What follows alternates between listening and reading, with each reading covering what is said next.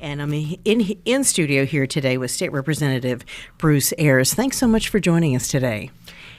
It's great to be here, Christine. Oh, you know what? I was thinking a little bit. We talked earlier about drone legislation, something that I'm interested in, but I don't know a lot about, but something that you know more than I do. And I know that a couple of bills that you've refiled. First, tell our listeners what those bills are, and then I want to ask you some questions. Sure. Again, and thank you for the opportunity to come and talk to you and your listeners. It's nice to be here. It's two bills. The first bill would regulate drones over airports, particularly in the flight paths of these airplanes. What that bill would do would allow additional support for the FAA, who does regulate drone use. This would give more jurisdiction, more authority to the state police and to the local police to have more resources to crack down on illegal drone use.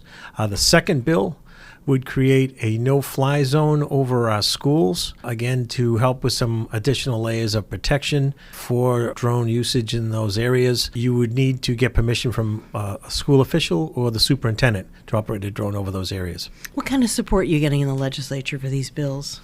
Well, with some of the recent sightings over the last several months, we're getting more support now, particularly a few months back when there was some unusual drone sightings. You know, people are concerned. They're scared. They're frustrated. They want to know what's going on with the drones, who's doing it, what they're doing with some of the information, if that's the case. So this legislation would help crack down on the illegal drone use in Massachusetts. And it's interesting when you talk about that, when you hear, it seems like it's fairly unregulated. Do they have any idea? And I don't know if you know this or if anybody does, how many drones are out there? Well, last year, that's a great question. There were 800,000 drones that were registered throughout the country. But those are only the drones that we know of. There are a lot of unregistered drones. And how all this came about, Christine, is one time I was on a flight to Florida, and I happened to be sitting next to a pilot. And when he found out I was a legislator, he started talking about the need to have Massachusetts come up with stronger laws against illegal drone use. So when I got back to Boston, we started to look into what other states throughout the country were doing, and we found that 25 states had stricter drone laws on the books. With those 25 states, it cracked down significantly on the usage, the illegal usage. So that's what we're trying to accomplish in Massachusetts. How would this be policed, though, with all these drones out there? And let's say somebody spotted one and they thought it was hovering or tried to attack a plane. How do they police that? How does that happen? Does somebody spot it and call the state police? They go after them with a helicopter, or how do they do it? Well, to your point, and I think it helps with the passage, hopefully, of certain bills that we're trying to move through the State House now, is currently the FAA is regulating the regulations for drone use.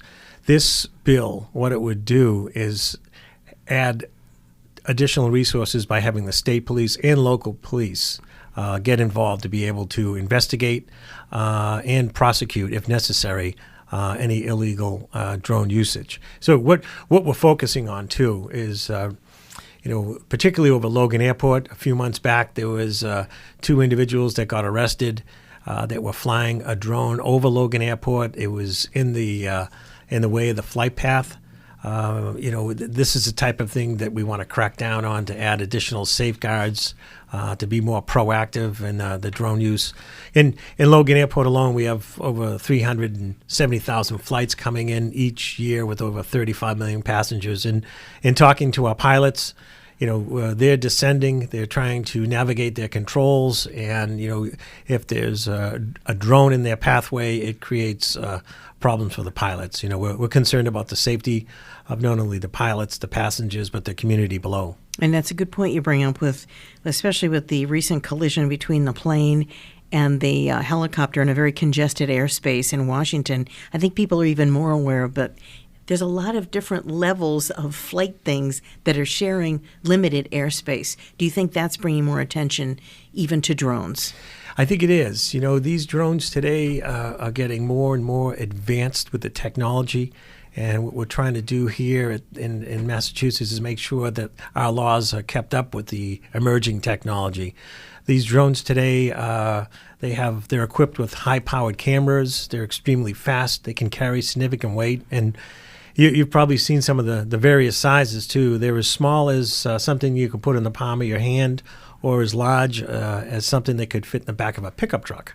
So they're very capable of a lot of different things. Like very sci-fi is what it seems like. You feel like somebody could just drop out of the sky. Now, one of the guys I work with, Dan McCready, brought up a point. He said, we were talking a little bit off air. We were talking about the ocean, limit how many miles along the coastline. Is there a public-private line in the sky, do you know, like above a residence or a house? Is there a protected airspace? Is there something like that? Well, it will vary in certain areas, and I think you kind of touch upon what we're trying to do with the large increase in drone use nowadays. It significantly increased over the last 3 or 4 years, is to come up with common sense regulations. And one point I wanted to make was drones are great. There's a lot of great use for commercial, for recreational. What we're aiming to do is just to crack down on some of the illegal drone use, and people are out there that may be using these things recklessly. What about any with federal cuts possibly coming? Will this have an impact on any of the regulation or policing of drones? Well, that's a great point. With some of the changes that are coming down from Washington, we certainly got to be cognizant of that. And with the passage of this bill, what it would do is add additional resources, with our state and local municipalities, with the police. So they'd be able to assist maybe for that shortage if that's, in fact, what happens. What about, are there really any drone regulations right now, or is this something where, just like we deal with computer things, where the regulations have not kept up with the technology even remotely? There are federal drone regulations, of course, through the FAA. But I think what we're seeing is with the increase with drone usage and some of these safety concerns that have arisen, we don't have the resources to crack down on them.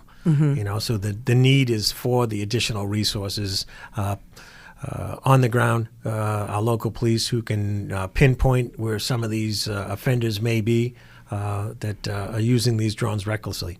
What about when you're hearing from, say, constituents and law enforcement?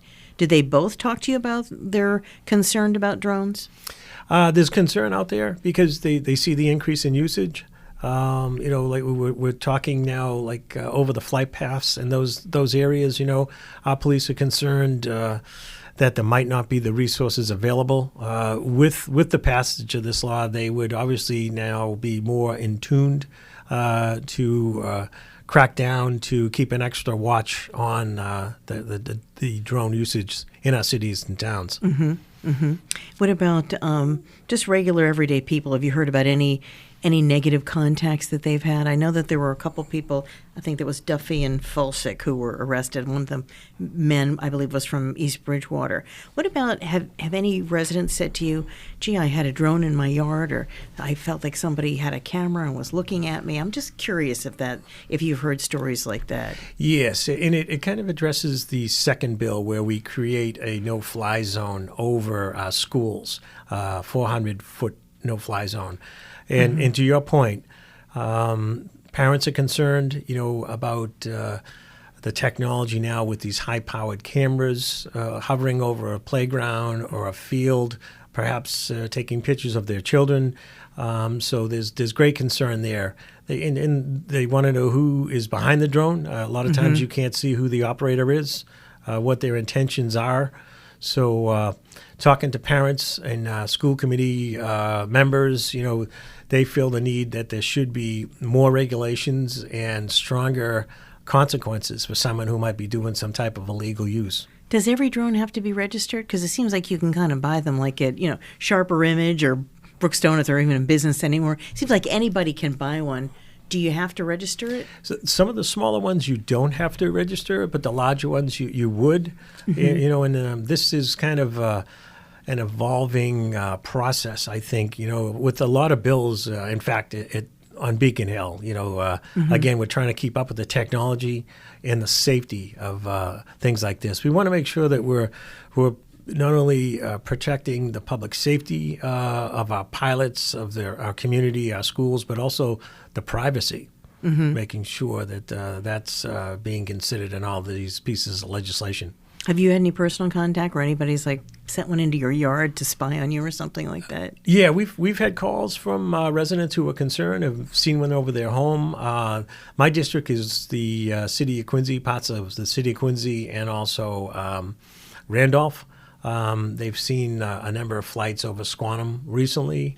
There's been drones that, of course, were very close to Logan Airport in the flight path that was another reason why we want to emphasize on creating more proactive laws to protect our residents. And is there anything today that I haven't asked you that you think our listeners might want to know about what's going on with this proposed drone legislation? I think it's very interesting. Well, just recently there was reports from our pilots. I think there was 30 pilots that reported in Massachusetts of drone sightings while they were flying. One that had to change their pathway to land. So, we're trying to again generate some interest to the residents. Where we'll be taking up these bills on Beacon Hill. Locally, we've got the Marshfield Municipality Airport, Hanson, Plymouth. All these types of incidents could happen, just like they're happening occasionally at Logan Airport. So it's important that we have the proper laws in place to protect our residents. In general, what type of penalties are you looking at for something like this? Let's say somebody sent a drone into a protected airspace. Well, if it was causing, if it was causing a flight, and disruption to the pathway of an airline trying to land, it could be up to $5,000, up to 5 years in prison, or both. And this is something that we're going to be working with, the airline industries, pilots, and others, the community, as this bill goes through the legislative process. One of the good things about the process is it opens it up to general input. We're hearing from a lot of people who are concerned about drone usage that want to weigh in on the issue, whether they're for or against it. We always encourage involvement in community input to help craft better laws in Massachusetts. Absolutely. And if people want to get in touch with your office, what's the best way? What's the phone number? What's your website? What's the best way to find out more about what's happening in your office and to contact you? Best ways to contact the office at 617-722-2220. We're on Facebook, we're on Instagram, and we certainly welcome that. Going through the legislative process now that, we just filed all our legislation, so shortly these bills will be given bill numbers and assigned to the appropriate committees. This may go before the Joint Committee on Transportation or the Joint Committee on Public Safety. But in that process, your listeners, if they'd like to weigh in, they can come to Beacon Hill. They can testify. If that doesn't work for their schedule, they can also participate on Zoom. They can email the legislators. There's a lot of different ways now where people can take action. That's terrific. We've been speaking with State Representative Bruce Ayers of Quincy. Thanks so much for joining us today. Great. It's nice to be here, and thank you very much. Absolutely. You're very welcome. I'm Christine James, 95.9 WATD. And you wanted to add something, Bruce.